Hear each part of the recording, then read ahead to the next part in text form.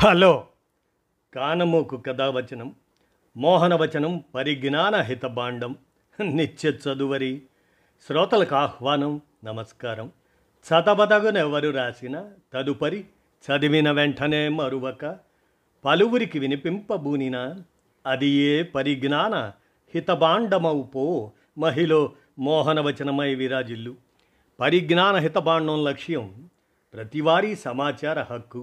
ఆ స్ఫూర్తితోనే ఇప్పుడు ప్రముఖుల జీవిత విశేషాలు శీర్షికన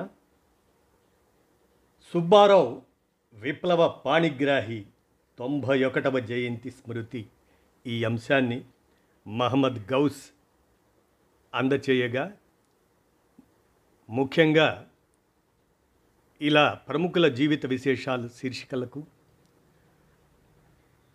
మహమ్మద్ గౌస్ నుంచి మనం సేకరిస్తున్నాం. మహమ్మద్ గౌస్ ఆయన వేసినటువంటి రంగుల బొమ్మలకు రాతను ఆయనే అద్దిన, ఆయన ఆ బొమ్మల రాతలకు మీ కానమోకు స్వరాన్ని అద్దుతున్న విషయం ఇక్కడ గమనించవలసిందిగా శ్రోతలను కోరుతూ, ఇప్పుడు మహమ్మద్ గౌస్ రంగుల బొమ్మ రాతను మీ కానమోకు కథావచన శ్రోతలకు సుబ్బారావు విప్లవ పాణిగ్రాహి 91వ జయంతి స్మృతిగా వినిపిస్తాను, వినండి.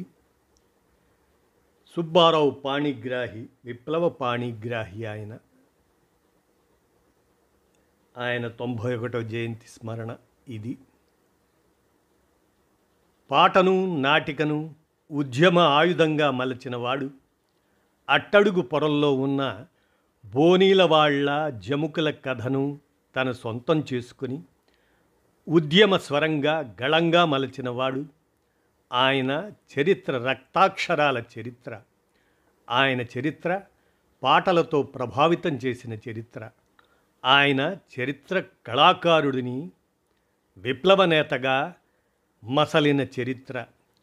ఉద్యమానికి, సాయుధ పోరాటానికి కలం గళంతో పాటు ప్రాణాన్ని త్యాగం చేసిన ధన్యజీవి. భారత విప్లవోద్యమ చరిత్రలో, ప్రత్యేకించి శ్రీకాకుళోద్యమ పోరాటంలో, త్యాగపూరిత చరిత్రలో పెన్ను గన్ను పట్టిన వారు కామ్రేడ్ విప్లవ పాణిగ్రాహి సుబ్బారావు గారి 91వ జయంతి స్మృతి. మనమందరం వారికి జోహార్లు అర్పిస్తూ ఇక ప్రముఖుల జీవిత విశేషాలు శీర్షికగా ఇక వినడం ఆరంభించండి. శ్రీకాకుళ రైతాంగ పోరాటంలో అమరులు కామ్రేడ్ పంచాది కృష్ణమూర్తి, వెంపటాపు సత్యం, ఆదిభట్ల కైలాసం, చాగంటి భాస్కర్రావు, పంచాది నిర్మల, పైలా వాసుదేవరావు, వసంతాడ రామలింగాచారి తదితరులతో పాటు పేరెన్నిక గల పేరు సుబ్బారావు పాణిగ్రాహిది. కల్లోల 1960వ దశకం చివరిలో ఆంధ్రప్రదేశ్లో ప్రజా విప్లవ కళాకారుడిగా చిరస్మరణీయమైన స్థానం సంపాదించుకున్నవాడు సుబ్బారావు పాణిగ్రాహి. ఊరు వాడ పల్లె పట్నం తన కళా వికాసంతో పులకించిపోయిన దశ అది. పులకించడమే కాదు, వికసిస్తూ ఉత్తేజం పొందిన రోజులు అవి. సుబ్బారావు పాణిగ్రాహి విప్లవ ప్రజాకవి. ఈయన 1934 సెప్టెంబర్ 8న, అనగా 91 సంవత్సరాల క్రితం శ్రీకాకుళం జిల్లా సోంపేట మండలం బారువాలో ఒక పూజారి కుటుంబంలో జన్మించాడు. బొడ్డపాడు గ్రామానికి పూజారిగా వచ్చాడు. అక్కడ తామాడ గణపతి, పంచాది కృష్ణమూర్తులతో పరిచయమై వారితో కలిసి యువకులను ఉద్యమాల్లోకి తెచ్చాడు. తెగింపు అనే సంఘాన్ని పెట్టి ఎందరో యువకులను శ్రీకాకుళ పోరాటంలోకి తీసుకొచ్చాడు. ప్రజల కష్టాలపై ఎన్నో పాటలను, గేయాలను, నాటికలను రాశాడు. ఎరుపంటే కొందరికి భయం భయం, పసిపిల్లలు వారికంటే నయం నయం, కష్టజీవులం మేము కమ్యూనిస్టులం, అవునన్నా కాదన్నా అదే ఇష్టులం. ఇటువంటి ఆయన రాసిన పాటలు శాశ్వతంగా నిలిచిపోయాయి. తామాడ చిన్నబాబుతో కలిసి ఆయన చెప్పిన జముకుల కథ ప్రజలను ఉర్రూతలూపింది. ఆయన రాసిన ఓ అరుణ పతాకమా చేగొను మారెట్ శాల్యూట్ అనే పాట విప్లవకారులు నిత్యం జెండా వందన వేళ పాడుకునే విప్లవ గీతమైంది. సుబ్బారావు పాణిగ్రాహి నక్సల్బరీ తిరుగుబాటులో పాల్గొన్నాడు మరియు communist party of India Marxist లెనినిస్ట్లో చేరాడు. 1969లో పార్టీ సోంపేట ఏరియా కమిటీ కార్యదర్శిగా పనిచేసిన సుబ్బారావు ఉద్దానం, పర్లాకిమిడి ఆ ప్రాంత ప్రజల చైతన్యవంతం అవటానికి బాధ్యతలు నిర్వహించాడు. అతను ఇద్దరు ప్రముఖ నక్సల్స్ నాయకులు వెంపటాపు సత్యనారాయణ మరియు ఆదిభట్ల కైలాసములతో కలిసి శ్రీకాకుళం మరియు ఉత్తరాంధ్రలో రైతు ఉద్యమాన్ని నిర్వహించారు. గ్రామీణ ఆంధ్రప్రదేశ్లో పీపుల్స్ వార్ను రూపొందించడానికి పార్టీ సాంస్కృతిక భాగస్వామ్యంలో పాణిగ్రాహి కీలక పాత్ర పోషించారు. సుబ్బారావు శివభక్తుడు, శివుడిపై ఎనలేని భక్తి, పూజించేవాడు, పాటలు పాడేవాడు. శివుణ్ణి నమ్మినా కూడా ఫెయిల్ అయ్యానని కోపం వచ్చింది ఆయనకి. రెండవసారి కూడా ఫెయిల్ అయ్యేసరికి మరింత కోపం వచ్చింది. ఇక అప్పటి నుంచి దేవుణ్ణి నమ్మలేదు, నాస్తికుడిగా మారాడు. అది పూజారిగా ఉన్నా, నాయకుడిగా ఉన్నా చివరిదాకా నాస్తికుడిగానే ఉన్నాడు. ఈ నాస్తికత్వమే, కోపమే ఆరంభంలో శివుని వాహనం నంది మీద ఎక్కి కూర్చునే యత్నం చేశాడు. ఉద్యమ కాలంలో బొడ్డపాడులో దేవతా విగ్రహాలను ఉరితీశాడు. ఇందులో ఆగ్రహం, ఆవేశం ఉన్నది. సుబ్బారావుది మాటకారితనం, కలుపుగోలుగా ఆకర్షణీయంగా మాట్లాడేవాడు. ఎవరితోనైనా చొరవగా గలగలా మాట్లాడేవాడు. అలానే 15 సంవత్సరాల వయసు నాటికే రాయడంపై కూడా మక్కువ ఏర్పరచుకున్నాడు. అంటే 1949 నుంచి భజన పాటలు, కీర్తనలు, పద్యాలు, మాటలు రాసేవాడు. అమ్మ మీద ఒక పద్యం రాశాడు. భక్త కుచేల ఆయనకు ఇష్టమైన నాటకం. అమ్మవారి సంబరాల్లో ఆ నాటకాన్ని వేసేవాడు. అందులో సుబ్బారావు కుచేలుడుగా నటించేవాడు. అలానే రాగం, తాళం వాటిపై జ్ఞానం అలవడింది. రాగయుక్తంగా పాడేవాడు. అలానే ఒరియా భాషను చదవడం, రాయడం నేర్చుకున్నాడు. తెలుగు ఛందస్సు నేర్చుకున్నాడు. ఇలా సాంస్కృతిక రంగంపై మక్కువ పెరిగింది సుబ్బారావుకు. సుబ్బారావు పాణిగ్రాహి శ్రీకాకుళ గిరిజనోద్యమంలో ప్రత్యక్షంగా పాల్గొన్నారు. చాగంటి భాస్కర్రావు, తామాడ గణపతి వారి మరణం తర్వాత సోంపేట ఏరియా పార్టీ కార్యదర్శిగా పాణిగ్రాహిని ఎన్నుకున్నారు. అనతి కాలంలోనే, అంటే 1969 డిసెంబర్ 22న పాణిగ్రాహిని రంగమటియ కొండల్లో కాల్చి చంపారు. ఆయన జీవించింది కేవలం 35 ఏండ్లు మాత్రమే. అమరత్వం పొంది 50 ఏళ్ళయింది. 35 ఏళ్ల జీవితంలోనే 100 ఏళ్ల జీవిత సాఫల్యత ఉన్నది.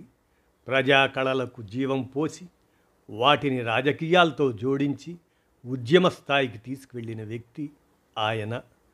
మొత్తంగా కామ్రేడ్ సుబ్బారావు పాణిగ్రాహి జీవితం భారత కమ్యూనిస్టు విప్లవోద్యమంలో ఒక అరుణ రేఖ.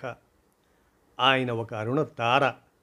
కత్తిని కలం చేసి, కలాన్ని ఉద్యమ బలాన్ని చేసి, నెత్తురు చాళ్లు పోస్తూ సాగిన ఆ కష్టభూయిష్ట జీవితం, ఆదర్శవంతమైన కృషి అందరం శ్లాఘించాలి. విప్లవోద్యమంలో, విప్లవ సాంస్కృతికోద్యమంలో ఆయన ఒక దిక్సూచి. నక్సల్బరీ ఉద్యమం యొక్క ఎర్రని కిరణాలు 5 దశాబ్దాల క్రితం దేశంలోని దోపిడీ వర్గాల విముక్తికి కొత్త బల్లాడుకు జన్మనిచ్చాయి. సుబ్బారావు ఈ కిరణాలను తన సొంత తత్వశాస్త్రం మరియు దాని సాధన కోసం తీసుకున్నాడు. అతని కుటుంబం మొత్తం ప్రదర్శనల కోసం అతని నాటకాలతో పాలు పంచుకుంది. అతని కుటుంబ సభ్యులు మరియు బంధువులు రాజకీయంగా అతనికి అండగా నిలిచారు. అటువంటి చురుకైన ప్రమేయం అతన్ని రాష్ట్రానికి ప్రకటిత శత్రువుగా మార్చింది. అతని సోదరులు మరియు సోదరీమణుల్లో ఒకరిని పోలీసులు అతనికి అధ్వాన్నమైన గుణపాఠం చెప్పాలనే ఉద్దేశంతో అరెస్టు చేశారు. సుబ్బారావు మరణించిన తర్వాత కూడా వారు కటకటాల వెనుకే ఉన్నారు. సుబ్బారావు అమరవీరుడైన తర్వాత జనవరి 1970 సంచిక విముక్తి సిపిఐ ఎంఎల్ దాని యొక్క ఆంగ్ల మౌత్పీస్ పార్టీ స్వయంగా విడుదల చేసిన ఒక ప్రకటనను ప్రచురించింది. ప్రకటన ఈ విధంగా ఉంది. నవంబర్ చివరి నుండి డిసెంబర్ ప్రారంభంలో 1969, 1970 పోలీసులచే 13 మంది కామ్రేడ్లు హత్య చేయబడ్డారు. వారిలో ఒకరు సుబ్బారావు పాణిగ్రాహి.